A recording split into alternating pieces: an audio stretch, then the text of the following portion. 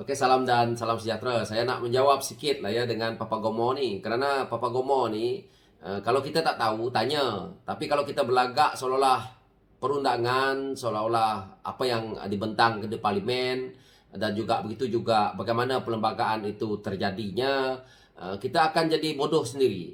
Nah, jadi saya nak jawab nih apa yang diulas oleh Papa Gomo ni yang pada saya ini satu penipuan kepada walaon bolehlah kepada rakyat yang lain, rakyat yang bijak tak terima. Tapi kalau rakyat yang mungkin sehaluan dengan kepala Papa Gomo ni bolehlah percaya.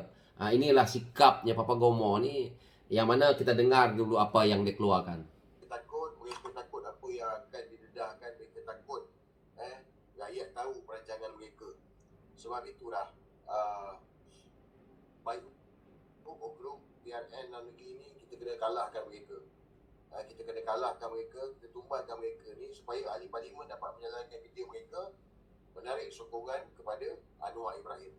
Jadi aku nak bagi tahu lagi sekali, kalau ada yang kata mana boleh Anwar tumbang, ini PRN bukan PRU. Kalau PRU je lah tukar Perdana Menteri, ini PRN. Mana boleh tukar Perdana Menteri, mana boleh tukar kerajaan? Boleh.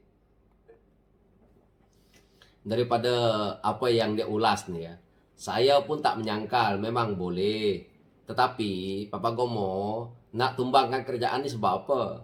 Itu yang kita rakyat kena tahu juga. Papa Gomo sibuk nak tumbangkan kerajaan hari ni kerana dia ni nak cari makan dalam politik. Orang seperti Papa Gomo ni duduk pompang-pompang dalam politik sekali pun tak pernah bertanding. Papa Gomo pergilah bertanding. Ni Dun ni bolehlah bertanding. Ini Papa Gomo kenapa tak nak bertanding? Jadi dia nak tumbangkan Dato' Seri Ibrahim nak untung ke siapa? Untung ke dia. Dulu dia duduk dengan Tan Sri Muhyiddin Yassin waktu dia dalam UMNO. Sebab itu kena buang. Dia membelakangi presiden dia disebabkan duit. Apa dia duit? Jawatan dia dapat. Mungkin benda-benda lain juga dia dapat waktu bersama dengan dia ni berkiblatkan ada pemimpin UMNO macam Hisamuddin yang dia nak ikut. Ini perangai dia ni.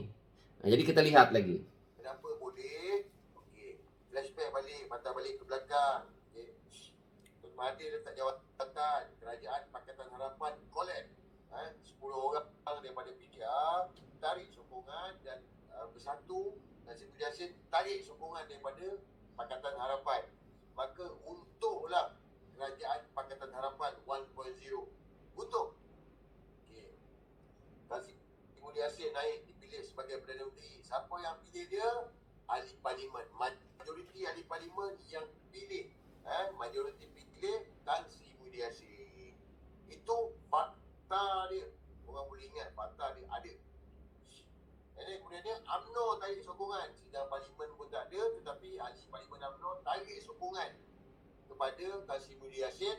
Maka Tan Sri Muhyiddin meletakkan jawatan dan menyerahkan kepada Duli Sri Paduka Baginda Tuan Agong untuk memilih Perdana Menteri yang baru.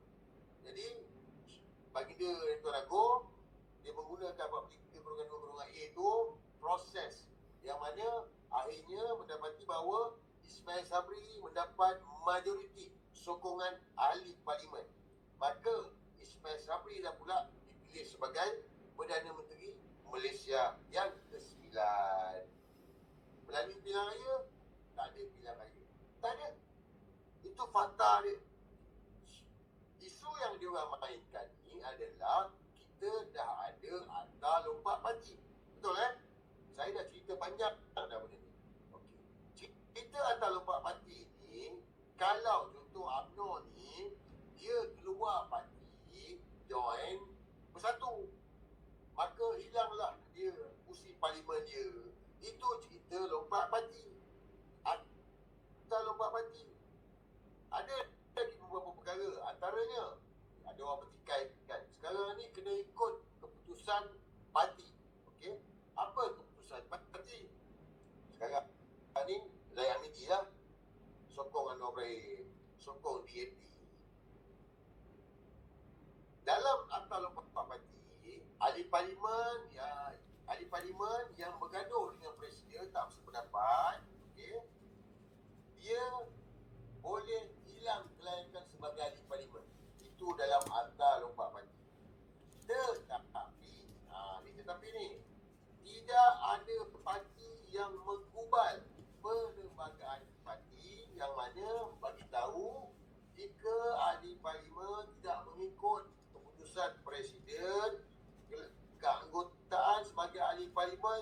terlucut mengikut Akta Lembah Parti. Tak ada. Yang dah pindah perlembagaan hanya parti DAP sahaja. Jadi hari ini kalau parti DAP dia sokong lah, kata dia sokong dia tak sokong Anwar Ibrahim, dia hilang kelayakan sebagai ahli parlimen. Sebab apa? Dalam perlembagaan parti DAP tu dah ubah dah tempoh hari. Tapi kalau ahli parlimen UMNO, kita katalah 20 orang ahli parlimen UMNO tarik sokongan kepada Anwar Ibrahim, tidak mengikut arahan Presiden Zahid Hamidi, dia tidak terlucut sebagai ahli parlimen. Sebab UMNO tak pindah perlembagaan. Ini fakta dia. Apa yang saya cakap ini adalah hasil apa yang Datuk Sri Wan Junaidi, mantan Menteri Undang-Undang yang merupakan pengerusi Akta Lompat Parti di Pegawai Toyi tahun 2022 Toyi. Jadi saya dengar pompang-pompang Papa Gomo ni. Dia ni kaki spin. Dia mudah saja. Dalam isu anti lompat parti ini, Papa Gomo jangan tunjukkan kebodohan kepada rakyat. Ya. Saya nak beritahu kat Papa Gomo ya. Ahli parlimen boleh melompat dengan satu cara saja, iaitu en bloc. Itu keputusan muktamad dia. Nah, jadi jangan kita bijak sangat Papa Gomo. Kalau nak cong orang, cong walaon boleh. Ini ya, keputusan apa yang dikeluarkan oleh parti, iaitu perlembagaan nak digubal ke di parti itu tidak penting. Jawapan paling ringkas nak begitu kat Papa Gomo, nak lompat boleh en bloc. Itu. Jadi saya nak ulas balik berkenaan dengan isu 20 orang ahli parlimen UMNO yang nak melompat hari ini. Yang dia dok kata ni. Mudah saja. Hari ini dekat parlimen tu ada 148 orang. Kalau terjadi pun, kalau mereka nak langgar pun akta lompat parti itu 20 orang tu silakan, pergilah. 20 orang pemimpin UMNO tu yang nak pergi, masih lagi kerajaan tak tumbang. Ada lagi 100 kalau 20 tolak dengan 148, bermaksud masih ada lagi 128.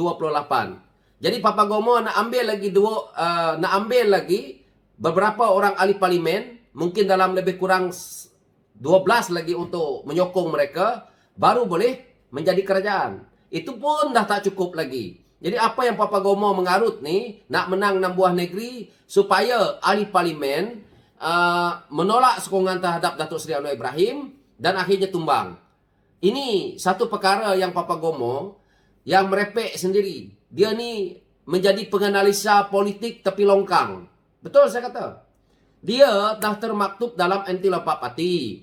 Yang pertama ya, perlembagaan parti hendak gubal atau tidak. Tetapi kalau dalam kamu punya waktu nak angkat sumpah atau perjanjian kamu nak jadi calon, maka adalah undang-undang yang dibuat sendiri oleh parti, peraturan yang perlu diikut. Maka kita kena ikut. Jadi kenapa ahli parlimen UMNO yang waktu awal-awal tu menyokong Tan Sri Muhyiddin Yassin tidak berani keluar sampai hari ini? Disebabkan inilah. Disebabkan kalau kamu nak lompat, kena en bloc. En bloc tu bermaksud, kalau tak tahu Papa Gomo, jangan bohong orang ya Papa Gomo.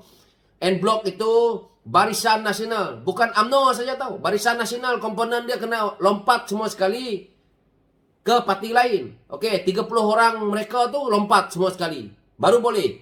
Kalau seekor-sekor biawak tu, ahli parlimen tu yang nak lompat tu, yang dah gatal tu, yang takut kena siasat tu, nak lompat tak boleh. Bukannya DAP saja. Sebab itu kalau nak baca benda, saya tak nak ulas panjang-panjang sebab dia terkena dekat en bloc saja. Sudah cukup. Jadi dia tidak ulas en bloc.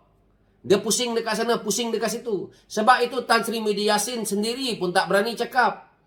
Mereka sebut demokrasi dan sebagainya. Tapi termaktub dalam akta lompat parti itu nak lompat boleh. Iaitu en bloc. Jangan bodoh Papa Gomo. Bodoh jangan tunjuk.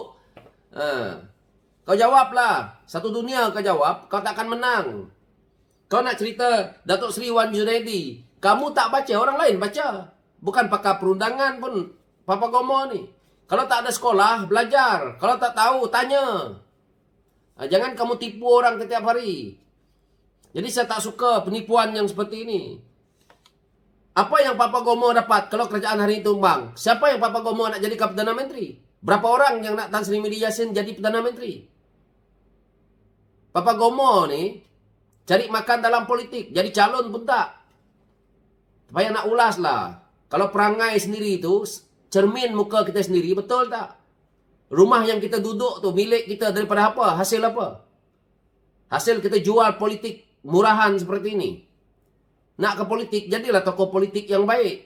Saya tekankan di sini sebab dia ni bukannya macam orang politik, tapi macam seorang gangster kadang-kadang. Lagak je lebih. So itu ulasan saya dengan Papa Gomo ni, tak payahlah Papa Gomo. Kau pergi belajar lagi politik. Kau nak tipu orang sekarang ni, dulu kau boleh. Kau ingat saja engkau saja ada media sosial, orang lain tak. Sekarang itu saja ulasan saya untuk jawab Pak Gomo ni, tak panjang-panjang. End block Papa Gomo, end block. Nah, macam Tan Sri Muhyiddin cakap. Thank you.